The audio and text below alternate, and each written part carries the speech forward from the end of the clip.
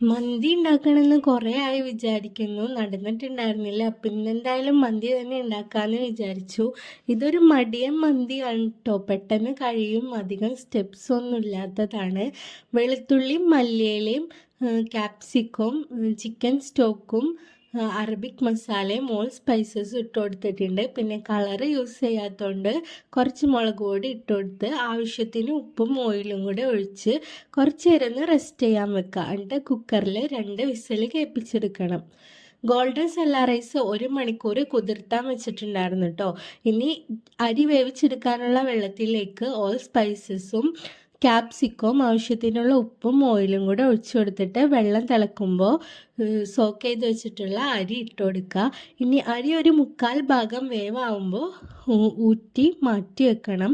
അപ്പോഴേക്കും ചിക്കൻ റെഡിയായി വന്നിട്ടുണ്ട്. ഇനി വേറൊരു പാത്രത്തിലേക്ക് ചിക്കൻ ഇട്ട് കൊടുക്കുക. ചിക്കൻ വെന്ത് വന്നിട്ടുള്ള ആ സ്റ്റോക്ക് വാട്ടർ മാറ്റി വെക്കണം കേട്ടോ.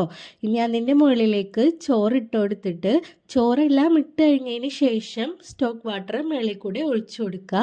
ഇനി നമ്മുടെ പച്ചമുളകൊക്കെ കുത്തി കൊടുക്കുക. പിന്നെ ഞാൻ അടുപ്പിൽ തന്നെ ഉണ്ടായ ചാർക്കോൾ ആണ് കേട്ടോ എടുത്തിട്ടുള്ളത്. അതൊന്ന് ഓയിൽ ഒഴിച്ച് പുകച്ചെടുക്കുന്നുണ്ട്.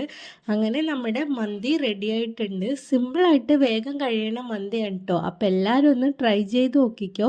അന്ന് റെസ്റ്റോറൻറ്റിൽ നിന്നൊക്കെ കിട്ടണ ആ ഒരു ടേസ്റ്റ് തന്നെ ഉണ്ടാവും. അപ്പോൾ ശരി, പിന്നെ കാണാം.